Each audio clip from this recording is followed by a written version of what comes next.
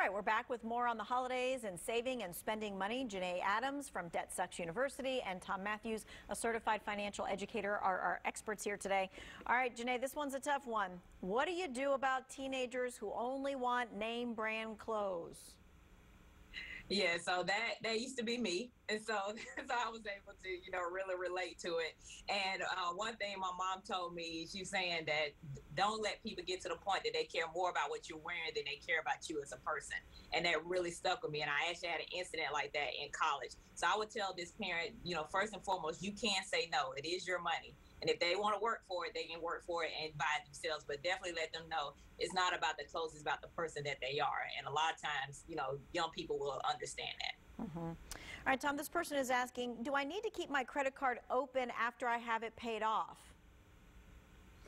Well, I think when you look at how it affects your credit score, it's charging and paying off that makes it go up. And so that's a good thing, unless it's such a temptation that you might run it up that you can't help yourself. Okay. This next question is it good to charge everything if you can pay off the balance every single month? Janae. I know, from the girl who doesn't want you to use credit cards, but, and we'll let both of you answer. So both of you, yes, I mean, it's good to have two different schools of thought. Yeah. So once again with me, I don't use credit cards, but definitely people have used them to, and they pay them off at the end of the month so they can get points and so forth. But don't get to a point that you may lose, end up losing your job and it becomes a crutch like that last question, because a lot of times it can be just a snowball effect right down the hill of debt. So that I would just say be careful with that train of thought, definitely. All right, Tom, what do you have to add on that one?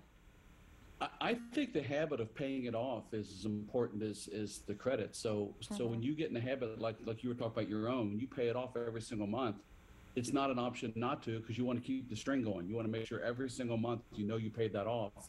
And of course that shows up when people can see it, so it's really good. If you make sure that you're doing that and you're paying it off. Okay. So, Janae, this person says, I've been paying on, I haven't been paying on my federal student loans because of the pandemic, but I will start paying the minimum next month. Will it start impacting my credit score? No, what the Department of Education is trying to do is make sure that doesn't happen. So the person who's asking this question needs to really stay on top of the Department of Education and the person who has that federal student loan to make sure that because these payments have been paid thanks to the Department of Education, that it doesn't come back looking like missed payments. So it's up to that person that's asking this question to stay on top of them, but it shouldn't affect your credit at all. All right. Is there anything else we need to know about student loans? Because I know you were bringing this to our attention quite often.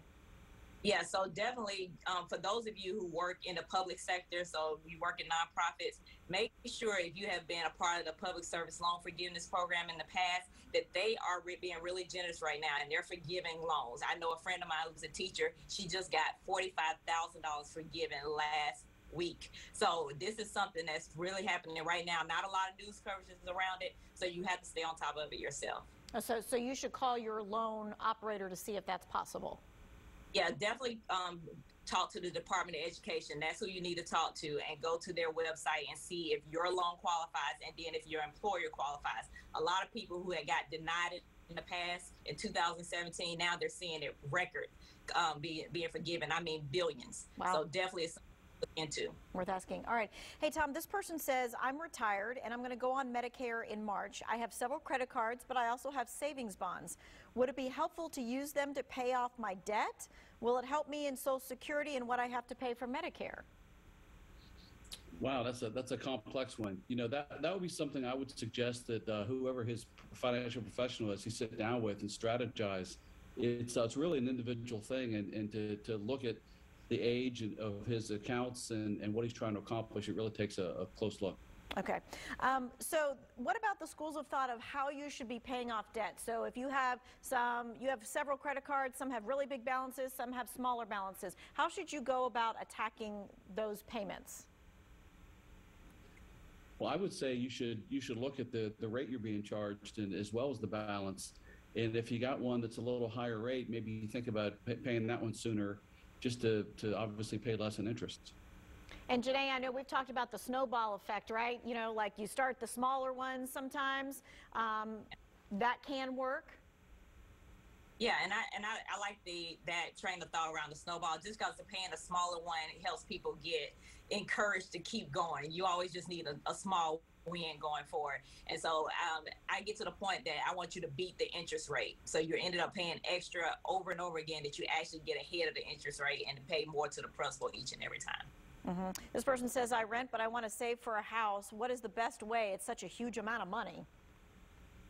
It is a lot of money, definitely, but I would say break down the steps into little chunks. So understanding what that house that you want to have, what is the price of it, and then look at how do I get the 10 to 20% down payment, and then start to look at where can I find extra money in my budget. Let's start cutting some things back, bring in an extra $100 or $200, and go from there and bring in the extra money. Right, and then that snowballs when you get 100 or 200. Thank you, both of you, for answering our questions. We so appreciate it. If you missed anything, maybe you want to recap it with maybe someone from your family or so, you can always go to the Two Wants to Know segment. Oh, that's right, we do have one more segment. We'll be right back.